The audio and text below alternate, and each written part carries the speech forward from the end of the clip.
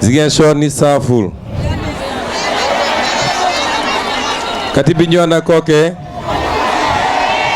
ni Jamudde Bignona kati Oussouye muy juju powde kati Oussouye e Jamut kati Sicoor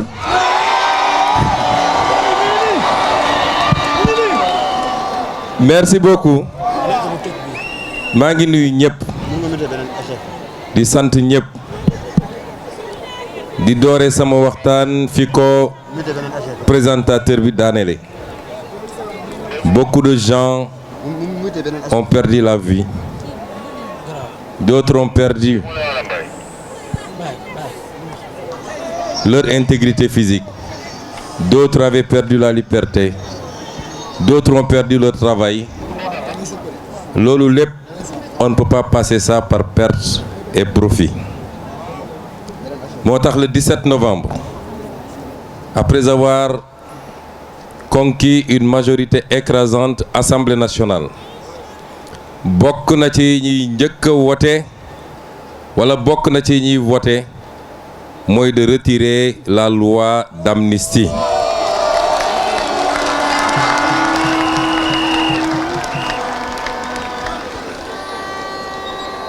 Impunité mënul am te bu dee dans une société les gens mën nañu làqatu ci gannaaw état pour utiliser les moyens d'état pour comploter contre les gens, pour tirer sur les gens, pour tuer des manifestants désarmés.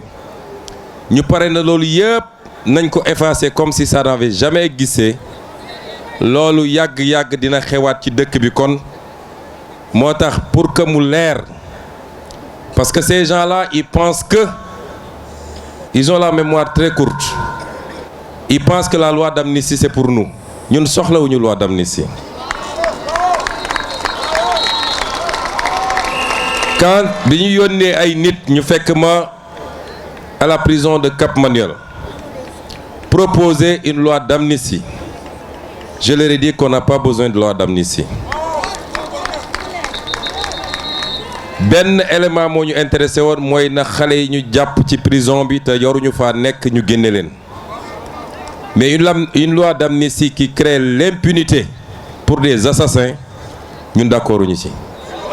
C'est pourquoi quand ils ont persisté, ma jox instruction notre groupe parlementaire. Si cette loi d'amnistie c'est pour libérer les jeunes de la prison, votez oui. Si c'est pour couvrir les crimes de sang, votez non. Tous les députés Pastef ont voté non à cette loi d'amnistie. Kon ñun laqatuwuñu ci gannaaw loi d'amnistie, on n'en a pas besoin. Et tous les dossiers qui sont sur la table de la justice nañ ko génne waat teg ko leeral ko ba mu set wicc ñu xam lan la ak kan la. Loolu bokk na ci importance su élection bi.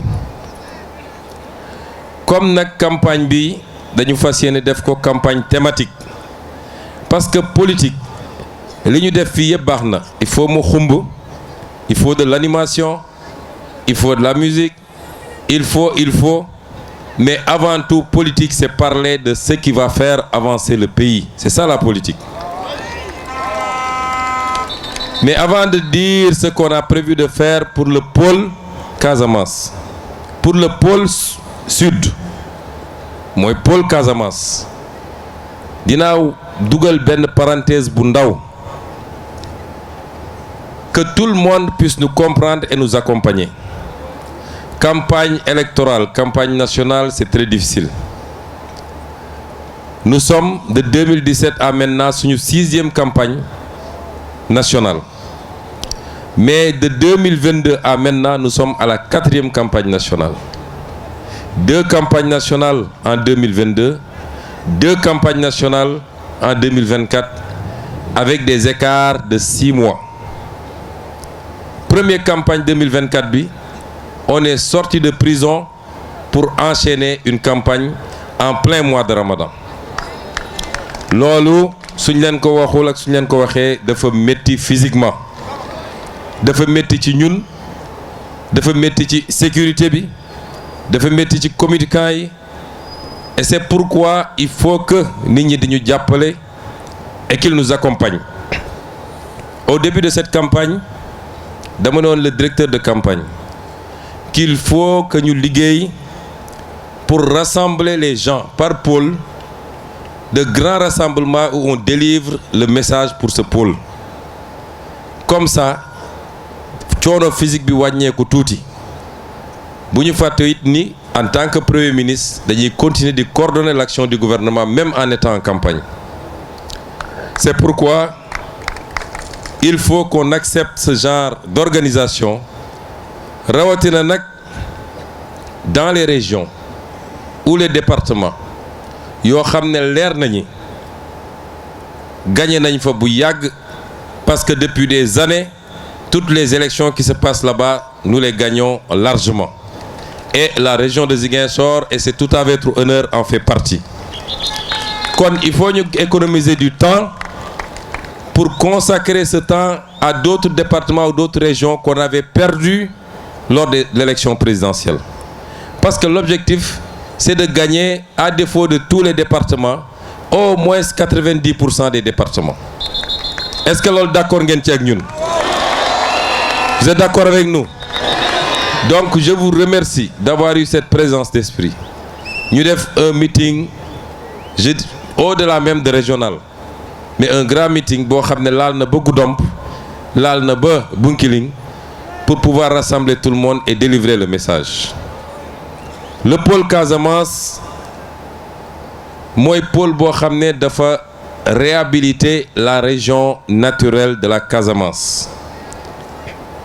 ñi fi nekk mag tuuti ils savent qu'après l'indépendance, la première organisation du gouvernement de Senghor ou de Mamadou Dia, c'était d'organiser le Sénégal en régions naturelles. La région du Sine Saloum, la région du fleuve, le Sénégal oriental, la Casamance, le Cap-Vert. Après la ñu ñëwaat, c'était des entités cohérentes. Mooy buñ ci jël rek dafa am réalité économique, mais dafa am réalité socio-culturelle. ñu ñëw di ko dagg ba tey on est à 14 régions. ñu ñëw di solutionner ces régions-là en départements et en communes ba on est à 46 départements et plus de 550 communes, dont la majorité n'est pas viable parce que les ressources yi waroon tax communes yooyu am viabilité amuñu ko. ñun laaluñu découpage administratif bi pour le moment, mais li ñu changé mooy créer des pôles de développement économique qui recoupent ces mêmes réalités. Ñambour et Bawol benn pôle la, le Bundu ak li wër foofu yëpp benn pôle la muy Sénégal oriental, le Ferlo et le Fouta nekk benn pôle, la région nord nekk benn pôle, le Sine Saloum nekk benn pôle, la région du Cap-Vert nekk benn pôle, le Kayor nekk benn pôle. Ça nous fait 8 pôles de développement économique. Pôle bu nekk nag on a travaillé sur la base du potentiel de ce pôle à voir qu'est-ce qu'on va faire dans les 5 ans, dans les 10 ans, dans les 25 ans, pour que ce pôle soit un véritable pôle de développement économique et social. Le pôle Casamance, tey booy xayma la population du pôle Casamance, la région de Kolda, la région de Sédhiou et la région de Ziguinchor, c'est 2 300 000 habitants. Mais ñu xam ne en 2025 dinañu egg 5 400 000 habitants. Donc la population du pôle sera multipliée par plus de 2, par 2,4. Évolution démographique boobu il faut ñu sóoraale ko. ñu gis ni pôle bi ci pôle yi ñu gën a am pauvreté la bokk, malgré tout le potentiel. Quand on classe les régions par pauvreté, les 3 régions du sud ak Kédougou ak Tamba toujours ñooy nekk en tête de peloton, alors que c'est les régions les mieux dotés par la nature dans tout le Sénégal. 600 000 francs par tête d'habitant mooy PIB bi ñun nag ñu ne à l'horizon 2050 nous voulons multiplier ça par plus de 3 parce qu'il est question d'aller à 1 800 000 ou 2 millions de francs par tête d'habitant. C'est des régions où le taux d'emploi est très faible. 13% de taux d'emploi. Fii soo ñëwee Ziguinchor, les jeunes te disent à part Jakarta, on n'a presque rien à faire. Taux d'emploi de 13% ci yu gën a faible la ci Sénégal. Dans l'agenda de transformation bi ñu leen présenté, le pôle doit aller à 40% de taux d'emploi à l'horizon 2050. Mais comment on va faire ça? Lan mooy potentiel lu pôle bi? Parce que ay filières la ñuy développer. Si on doit regarder les filières, dafa mel ni pôle bi moo ëpp potentiel ci pôle yëpp en termes de filières. En Casamance, il y a la filière céréales. Léegi ceeb lañ ma jox. Ñëpp xam nañ ni Casamance ceeb lay dundee. Ñun duñu mëq suuf. Xam ngeen ñan ñooy mëq suuf? Séeréer yi ndax cere dafa niroog suuf. Ñun ceeb la ñuy lekk moom la ñu xam. Ñoom président Diomaye ñoom dañuy mëq suuf. Filière céréales yi que ce soit ceeb bi wala mboq bi wala dugub bi jusqu'au foño nga xam ne ñu ngi ko gën a ràññee la jëm ca Sédhiou jëm kaw, c'est un potentiel très faible ci filières yi. Les cultures industrielles muy gerte bi ñëpp xam nañ ni fii ci bassin arachidier lañ ko mënoon tuddee dañuy bassin arachidier bi dañ koy féetale Sine ak Saloum ak Bawol waaye li tax ñu defoon fi usine Sonacos c'est parce qu'on produit beaucoup d'arachide. Région de Ziguinchor, région de Sédhiou, région de Kolda.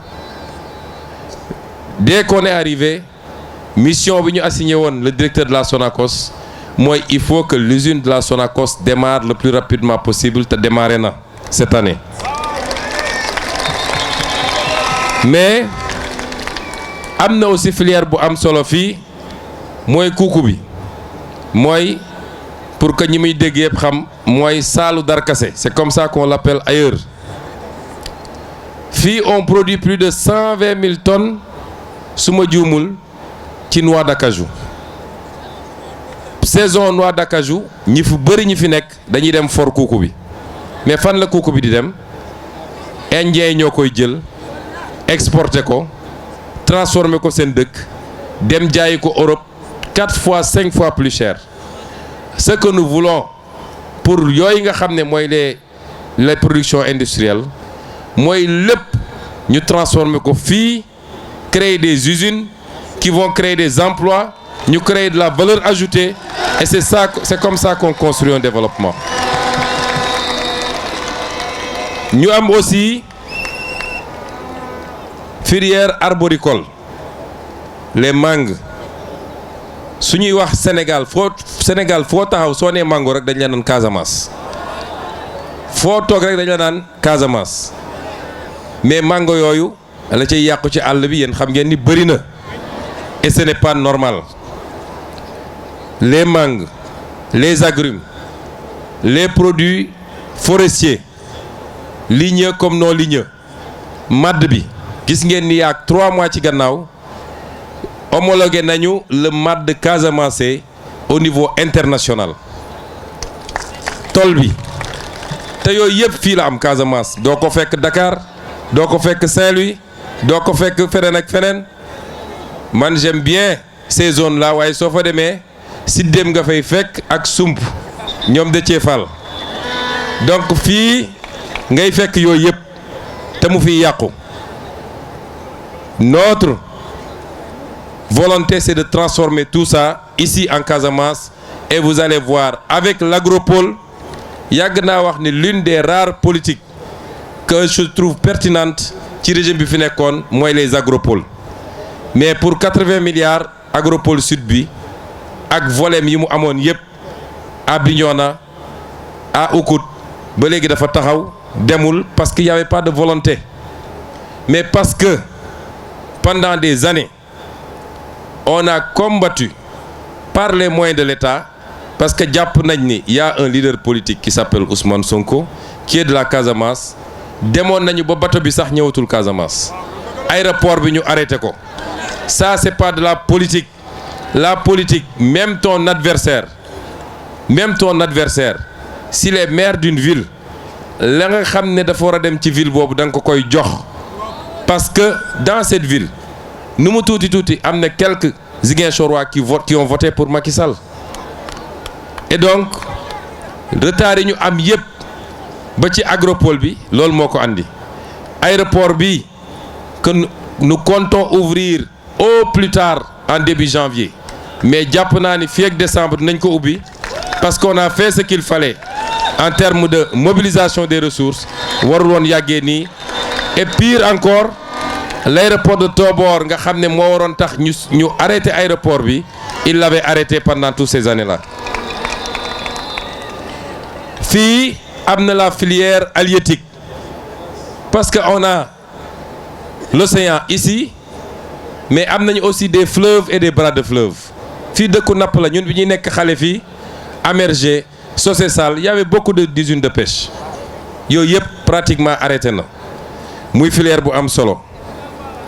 Mais il y a la filière touristique, capacité bi ñu am fii, tourisme balnéaire Cap Skirring, waaye aussi Abéné ak Kafountine ñëpp xam nañ ne am nañ capacité bu rëy.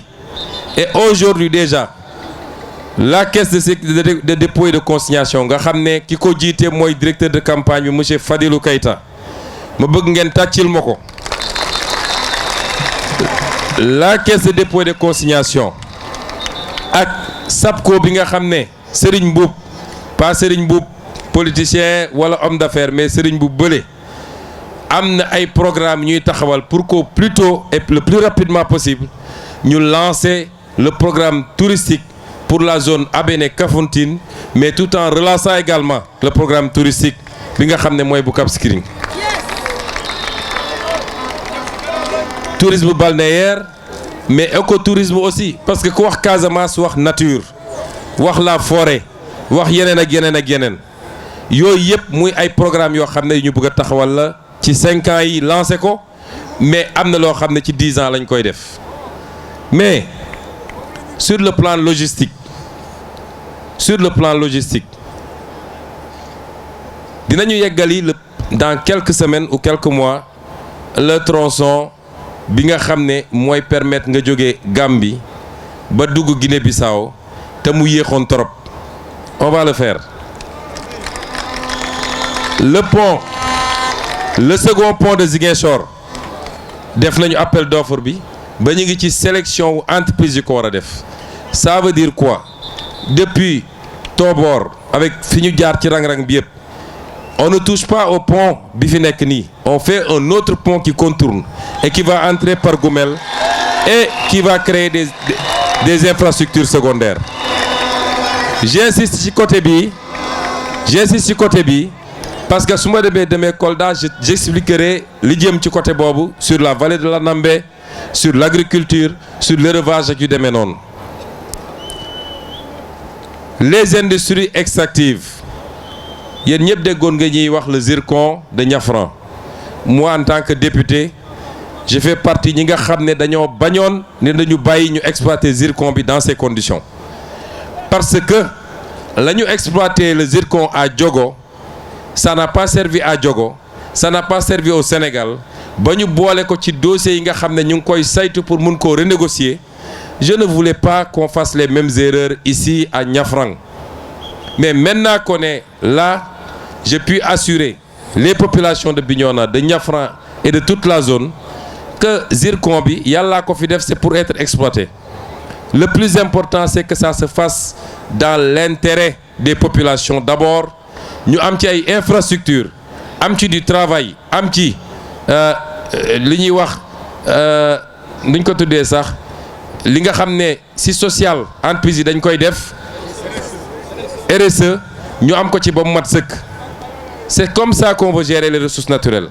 Mais le pétrole aussi bi nga xam ne suñu diggante Guinée-Bissau ñu koy le pétrole du Domflor ñu war koo mën a exploiter comme ni ñu commencé exploiter le pétrole de Sangomar mun a am fii des plateformes qui nous permettent à terre de faire beaucoup de choses boobu tam bokk na ci.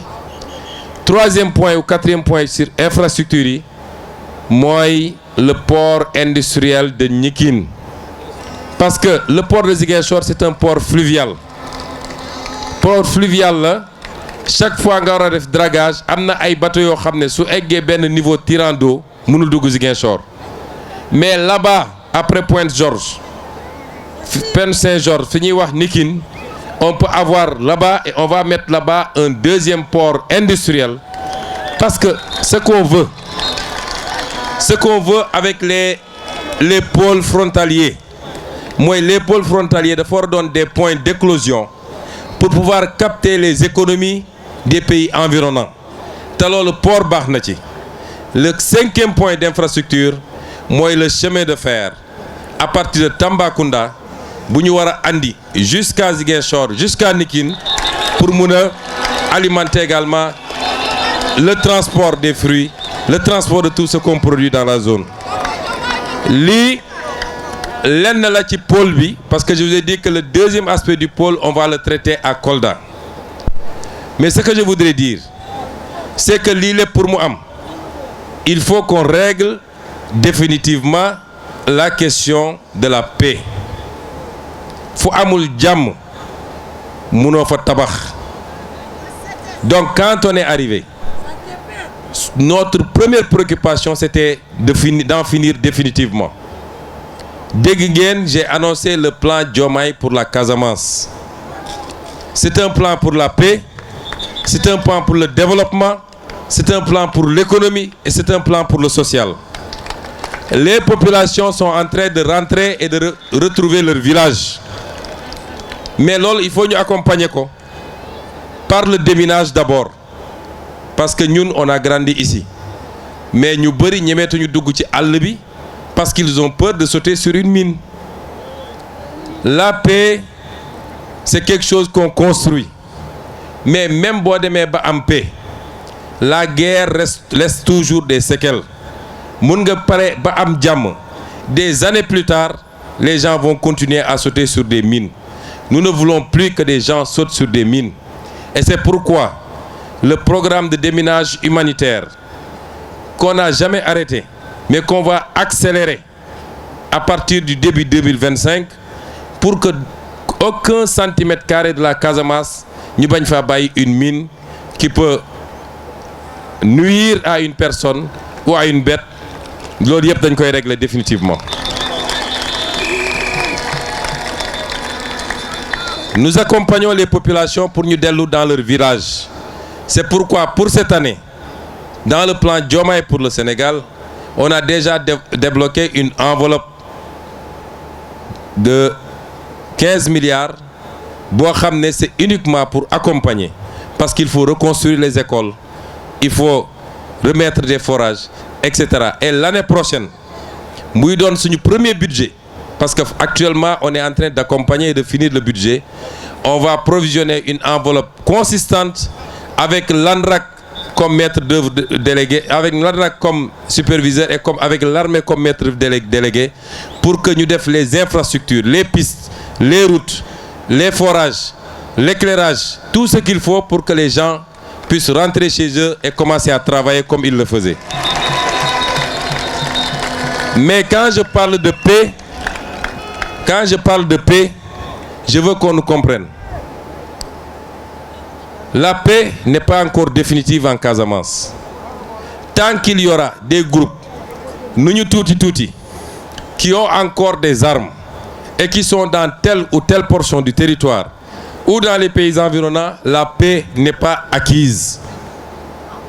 La paix, mooy képp ku yoroon ngànnaay ñu waxtaan ak yow ba nga génn déposer ko dans un consensus boo xam ne y a ni vainqueur ni vaincu. C'est le Sénégal qui gagne, parce qu'il n'est plus question qu'un seul fils de ce pays perde la vie, moo xam du côté de l'armée, moo xam de l'autre côté. Il faut qu'on en finisse. Et c'est pourquoi je rends un vibrant hommage à l'armée nationale du Sénégal qui, pendant des années, a veillé à ce que l'intégrité territoriale soit sauve. Armée boobu soxlaatuñu ko pour ñu jàkkaarloo entre Sénégalais. Nous avons d'autres priorités en matière de sécurité. Xam ngeen insécurité bu am dans toute la sous-région. Aujourd'hui, la priorité, c'est l'est du Sénégal. C'est la Falémé pour que nit yu nekk ci yeneen côté bañ a mun a traverser avec des armes pour venir faire du terrorisme au Sénégal. C'est là où on a besoin de notre armée. Et c'est pourquoi li ma waxoon en 2019 lors de notre meeting de Bignona, j'avais dit si je suis élu, man maay dem fekki ñi ne ci biir àll bi. Parce que c'est mes papas, c'est mes neveux, c'est mes cousins, c'est mes frères. Man maa leen dem fekki jàpp seen loxo génne leen. Nous sommes en train de travailler à ça avec le président Diomaye. Dafa am loo xam ne boo koy liggéey doo ko wax ci kaw. Mais on y travaille. Et la réceptivité est parfaite des deux côtés. Inch'Allah, nous y arriverons pour que cette affaire ne soit qu'un souvenir, tout douloureux soit-il, mais ñu fàtte ko suul ko jublu ci defar Casamance. Mais je voudrais mettre en garde également parce qu'il y a des apprentis politiciens yu jàpp ni ci problème mu Casamance bi la ñu war a defee seen politique. Je veux les mettre en garde. Am nañu taxaw ne am na tel général c'est parce que dafa doon def liggéey bu baax en Casamance moo tax ñu sanctionné ko patati patata. Di def allusion que Ousmane Sonko, puisqu'il est originaire de la Casamance, il veut affaiblir l'armée pour que les gens qui sont là-bas puissent reprendre de la force. Bu dee am nañu fit, on a pris toutes les dispositions.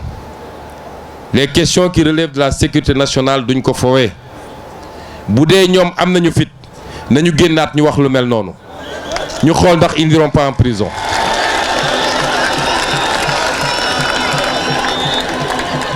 Fii kenn sanctionné wu fi un général wala un militaire parce qu'il combattait la rébellion. Li tax ñu def la ñu def mu jóge ci armée ñi nga xam ne dañ doon pexe ci élection bi pour que ñuy bañ koo yeggali wala président Bassirou Diomaye Faye bañ a toog loolu rapport bu ñu fekk la fii loolu tax ñu jël matuwaay ñu jël. Mais ça n'a rien à voir avec le conflit casamançais. Il faut que les gens reviennent à la raison. Combattre un adversaire politique, pendant des années, tu l'as traité de rebelle, tu l'as traité de tous les noms. Moi, je suis la preuve vivante que le Sénégal est un et indivisible. Parce que autant des Casamançais sont battus ici pour mettre un terme au complot et à l'entreprise de liquidation. Autant des Sénégalais de tous bords se sont battus à Dakar, à Rufisque, à Bargny, à Keur Massar, à Saint-Louis, à Mbacké, partout dans le Sénégal et même dans la diaspora. Quand les gens ont dépassé ça, beaucoup de gens politiqués, il faut que ça s'arrête. Et c'est pourquoi nous allons régler définitivement cette affaire, Inch'Allah. Mais ku ci bëgg a jeter de l'huile, jàpp ni mën nga ko politiquer. Nous prendrons toutes nos responsabilités pour que tu ailles pourrir à Rebeuss. Parce que loolu bokkul ci politique. La ca des nag mooy vous savez ce qui nous attend. Ce qui nous attend, c'est les élections législatives. Je vous avais présenté des candidats. Est-ce que Guy Marius Sagna a été un bon député? Est-ce qu'il a été un bon député au Sénégal? Est-ce qu'il a été un bon député à la CEDEAO? Est-ce que si vous aviez voté à 40% pour lui, est-ce que vous n'allez pas voter à 100% pour lui cette année?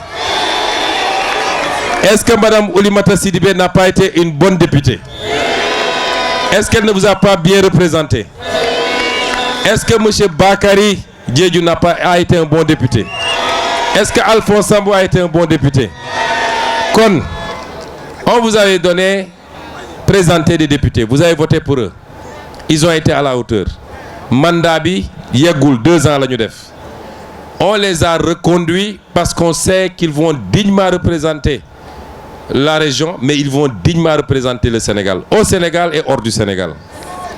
Ñañ ca yokk aussi pour qu'ils viennent compléter, que ce soit ma jumelle Ousmane wala Awa, ñoom ñëpp, je ne doute pas qu'elles seront d'excellentes députées qui représenteront la région à l'Assemblée nationale. Mais nag, l'enjeu dépasse ça. Quelqu'un l'a dit ici, dafa am des acteurs politiques yoo xam ne pendant des décennies on leur a confié ce pays. Ils l'ont mis dans un gouffre, ils ont pillé le pays, ils ont ruiné le pays, ils ont préféré les intérêts étrangers aux intérêts sénégalais. Ñooñu bëgguñu seulement ñu ne ils ont perdu l'élection, mais dañu bëgg suñu génnee ci élection bi leur score sera tellement ridicule que beneen élection buy ñëw du ñu ñeme ñëw réclamer le suffrage des Sénégalais. Et c'est pourquoi il faut sortir massivement voter. Massivement, c'est important. Nous voulons avoir ici à Ziguinchor, parce que ñeneen ñi dama leen fixé ay 70% parce que damay xool nu mu demee.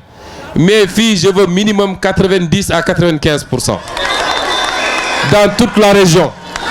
Nous voulons au moins 90 à 95%. Est-ce que vous me garantissez ça?